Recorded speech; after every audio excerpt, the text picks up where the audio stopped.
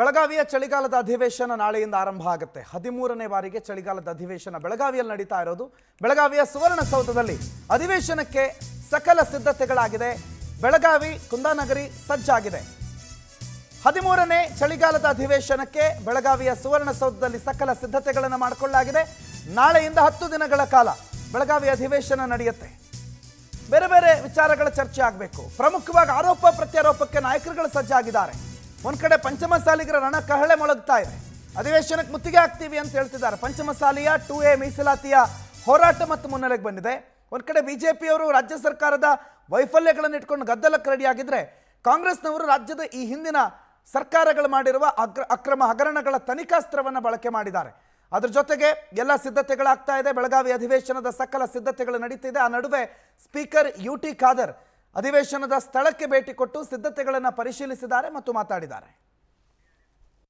ಪ್ರಥಮವಾಗಿ ಎಲ್ಲ ಈ ಬಹುಶಃ ಬೆಳಗಾಂನ ಪತ್ರಕರ್ತರನ್ನು ಈ ಅಧಿವೇಶನಕ್ಕೆ, ಬೆಳಗಾಂನ ಹೊರಗೆ ಬೆಂಗಳೂರು ಮತ್ತು ಇತರ ಕಡೆ ಬಂದ ಪತ್ರಕರ್ತ ಮಾಧ್ಯಮದವರನ್ನು ಬೆಳಗಾಂಗೆ ಎಲ್ಲರ ಪರವಾಗಿ ನಮ್ಮ ಬಹುಶಃ ನಾನು ಸ್ವಾಗತಿಸ್ತೇನೆ. ಬಹುಶಃ ಈ ಒಂದು 9ನೇ ತಾರೀಕಿನಿಂದ 20ನೇ ತಾರೀಕಿನ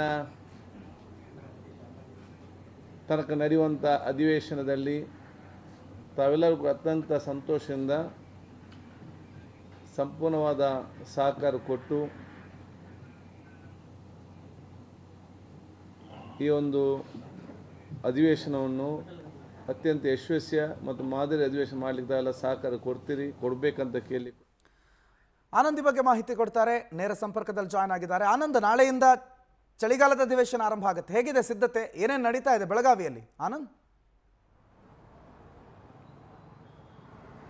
ಪ್ರಣತ್, ಪ್ರಮುಖವಾಗಿ ನಾಳೆಯಿಂದ ಚಳಿಗಾಲದ ಅಧಿವೇಶನ 10 ದಿನಗಳ ಕಾಲ ನಡೆಯುತ್ತೆ. ಬೆಳಗಾವಿಯಲ್ಲಿ ಈಗಾಗಲೇ 1,000ಕ್ಕೂ ಹೆಚ್ಚು ಪೊಲೀಸರ ನಿಯೋಜನೆಯನ್ನು ಮಾಡಿ ಬಹಳಷ್ಟು ಒಂದು ಸೂಕ್ತವಾದಂಥ ಬಂದೋಬಸ್ತನ್ನು ಏರ್ಪಡಿಸಿರ್ತಕ್ಕಂಥದ್ದು. ಈ ಬಾರಿಯ ಚಳಿಗಾಲದ ಅಧಿವೇಶನ ಸಿಕ್ಕಾಪಟ್ಟೆ ಒಂದು ಇಂಟ್ರೆಸ್ಟ್ ಆಗಿರುತ್ತೆ. ಜೊತೆಗೆ ಕೋಲಾಹಲಕ್ಕೂ ಕೂಡ ಕಾರಣ ಆಗ್ತಕ್ಕಂಥ ಸಾಧ್ಯತೆ ಇರತಕ್ಕಂಥದ್ದು. ಯಾಕೆಂದರೆ ರಾಜ್ಯ ಸರ್ಕಾರದ ಹಲವಾರು ವೈಫಲ್ಯಗಳನ್ನು ಎತ್ತಿಹಿಡಿಯೋದಕ್ಕೆ ಪ್ರತಿಪಕ್ಷ ನಾಯಕರು ಎಲ್ಲ ರೀತಿಯ ಸಿದ್ಧತೆಯನ್ನು ಮಾಡಿಕೊಂಡಿದ್ದಾರೆ. ಒಂದು ಕಡೆ CM ವಿರುದ್ಧ ಮುಡಾ ಹಗರಣ ಕೇಳ್ಪಟ್ಟಿದೆ.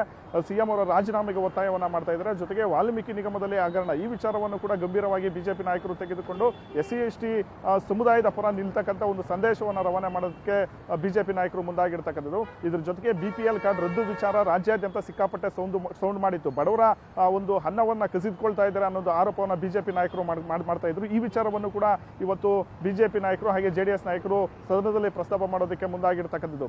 ಇದೇ ಅಲ್ಲದೆ ಮುಸ್ಲಿಮರಿಗೆ 4% ಗುತ್ತಿಗೆ ಮೀಸಲಾತಿ ಕೊಡ್ತಕ್ಕಂಥ ಒಂದು ವಿಚಾರ ಏನಿದೆ, ಈ ವಿಚಾರದ ಬಗ್ಗೆನೂ ಕೂಡ ಪ್ರಮುಖವಾಗಿ ಚರ್ಚೆ ಆಗ್ತಕ್ಕಂಥ ಒಂದು ಸಾಧ್ಯತೆಗಳಿರ್ತಕ್ಕಂಥದ್ದು. ಮತ್ತೊಂದು ಕಡೆ ಪ್ರತಿಪಕ್ಷ ನಾಯಕರುಗಳಿಗೆ ಕೌಂಟರ್ ಕೊಡ್ತಕ್ಕಂಥ ನಿಟ್ಟಿನಲ್ಲಿ ಆಡಳಿತ ಪಕ್ಷದ ನಾಯಕರು ಕೂಡ ಎಲ್ಲಾ ರೀತಿಯ ಒಂದು ಸಜ್ಜಾಗಿರ್ತಕ್ಕಂಥದ್ದು. ಪ್ರಮುಖವಾಗಿ ಯಡಿಯೂರಪ್ಪ ರಾಮುಲು ವಿರುದ್ಧ ಕೋವಿಡ್ ಪ್ರಕರಣ ಏನು ಒಂದು ಹಗರಣ ನಡೆದಿದೆ, ಆ ವಿಚಾರವನ್ನ ಪ್ರಸ್ತಾಪ ಮಾಡಿ ಪ್ರತಿಪಕ್ಷ ನಾಯಕರ ಬಾಯಿ ಮುಚ್ಚತಕ್ಕಂಥ ಒಂದು ತಂತ್ರಗಾರಿಕೆಗೆ ಮುಂದಾಗಿರ್ತಕ್ಕಂಥದ್ದು. ಜೊತೆಗೆ ಈಗಾಗಲೇ ಕುನ್ಹಾ ನೇತೃತ್ವದ ಒಂದು ಸಮಿತಿ ಏನಿದೆ, ಇವರು ಯಡಿಯೂರಪ್ಪ ವಿರುದ್ಧ ಹಾಗೆ ರಾಮುಲು ವಿರುದ್ಧ ಪ್ರಾಸಿಕ್ಯೂಷನ್ಗೆ ಒಂದು ಶಿಫಾರಸನ್ನು ಕೂಡ ಮಾಡಿರ್ತಕ್ಕಂಥದ್ದು. ಹಾಗಾಗಿ ಈ ವಿಚಾರವನ್ನ ಗಂಭೀರವಾಗಿ ತೆಗೆದುಕೊಂಡು ಯಡಿಯೂರಪ್ಪ ಮತ್ತು ಬಿಜೆಪಿ ನಾಯಕರ ವಿರುದ್ಧ ಕಾನೂನಾತ್ಮಕವಾಗಿ ಹೋರಾಟವನ್ನ ಮಾಡ್ತಕ್ಕಂಥ, ಜೊತೆಗೆ ಅವರನ್ನ ಕಾನೂನಿನ ಇಕ್ಕಟ್ಟಿನಲ್ಲಿ ಸಿಗಿಸ್ತಕ್ಕಂಥ ಒಂದು ಪ್ರಯತ್ನಕ್ಕೆ ರಾಜ್ಯ ಸರ್ಕಾರ ಮುಂದಾಗಿರ್ತಕ್ಕಂಥದ್ದು. ಇದೇ ಅಲ್ಲದೆ ಪ್ರಮುಖವಾಗಿ ಪವರ್ ಟಿವಿಯ ಕೆಲವೊಂದು ಸುದ್ದಿಗಳು ಮತ್ತೆ ಒಂದು ಬ್ರೇಕಿಂಗ್ ನ್ಯೂಸ್ಗಳು ಏನು ಕೊಟ್ಟಿದ್ವಿ, ಅದ್ರ ಬಗ್ಗೆನೂ ಕೂಡ ಬಹಳಷ್ಟು ಒಂದು ಚರ್ಚೆ ಆಗ್ತಕ್ಕಂಥ ಒಂದು ಸಾಧ್ಯತೆ ಇದೆ. ಈ ಕಡೆ ಮುನ್ರಾತ್ನವರು ಹೇಡ್ ಸ್ಟ್ಯಾಪ್ ಅನ್ನ ಮಾಡಿದ್ರು, ಆ ಒಂದು ಪ್ರಕರಣನೂ ಕೂಡ ಕಾಂಗ್ರೆಸ್ ನಾಯಕರು ಸದನದಲ್ಲಿ ಪ್ರಸ್ತಾಪ ಮಾಡಿ ಬಿಜೆಪಿ ನಾಯಕರಿಗೆ ತಿರುಗೇಟು ಕೊಡ್ತಕ್ಕಂಥ ಒಂದು ಸಾಧ್ಯತೆ ಇರ್ತಕ್ಕಂಥದ್ದು. ಇದೇ ಅಲ್ಲದೆ ಯಡಿಯೂರಪ್ಪ ಮತ್ತೆ ವಿಜಯೇಂದ್ರ ವಿರುದ್ಧ BDA ಹಗರಣ ಅಂದ್ರೆ ಡಿನೋಟಿಫಿಕೇಶನ್ ಕೇಸ್ ವಿಚಾರನೂ ಕೂಡ ಸದನದಲ್ಲಿ ಪ್ರಸ್ತಾಪ ಮಾಡ್ತಕ್ಕಂಥ ಸಾಧ್ಯತೆ ಇದೆ. ಜೊತೆಗೆ JDS ನಾಯಕರಾಗಿರ್ತಕ್ಕಂಥ ಪ್ರಜ್ವಲ್ ರೇವಣ್ಣ, ಸೂರಜ್ ರೇವಣ್ಣ ವಿರುದ್ಧ ಒಂದು ರೇಪ್ ಕೇಸ್ಗಳೇನಿದೆ, ಈ ವಿಚಾರಗಳನ್ನು ಕೂಡ ಸದನದಲ್ಲಿ ಪ್ರಸ್ತಾಪ ಮಾಡ್ತಕ್ಕಂಥ ಒಂದು ಸಾಧ್ಯತೆ ಇರತಕ್ಕಂಥದ್ದು. ಒಟ್ಟಿನಲ್ಲಿ ನಾಳೆಯಿಂದ 10 ದಿನಗಳ ಕಾಲ ನಡೀತಕ್ಕಂಥ ಒಂದು ಸದನದಲ್ಲಿ ಆಡಳಿತ ಮತ್ತು ಪ್ರತಿಪಕ್ಷ ನಾಯಕರ ಒಂದು ವೈಫಲ್ಯಗಳೇನಿದೆ, ಇದ್ರ ಬಗ್ಗೆನೇ ಹೆಚ್ಚಾಗಿ ಚರ್ಚೆ ಆಗ್ತಕ್ಕಂಥ ಒಂದು ಸಾಧ್ಯತೆ ಇರತಕ್ಕಂಥದ್ದು. ಜೊತೆಗೆ ಉತ್ತರ ಕರ್ನಾಟಕ ಭಾಗದ ಚರ್ಚೆ ಅಭಿವೃದ್ಧಿಗೆ ಸಂಬಂಧಪಟ್ಟಂತೆ ಒಂದಷ್ಟು ಕಾಲಾವಕಾಶವನ್ನು ಕೊಡಬೇಕು ಅಂತ ಈಗಾಗಲೇ ಈ ಭಾಗದ ಮುಖಂಡರುಗಳು ಕೂಡ ಸ್ಪೀಕರ್ ಅವರಿಗೆ ಮನವಿಯನ್ನ ಮಾಡಿಕೊಂಡಿರ್ತಕ್ಕಂಥದ್ದು. ಹಾಗಾಗಿ ಅವರಿಗೆ ಎಷ್ಟು ಒಂದು ಕಾಲಾವಕಾಶವನ್ನ ಆದ್ಯತೆಯನ್ನ ಕೊಡ್ತಾರೆ ಚರ್ಚೆಗೆ ಅನ್ನೊಂದು ನಿಟ್ಟಿನಲ್ಲೂ ಕೂಡ ಒಂದು ಪ್ರಮುಖವಾದಂತ ಒಂದು ಗಮನ ಹರಿಸಬೇಕಾದಂತ ಒಂದು ವಿಚಾರ.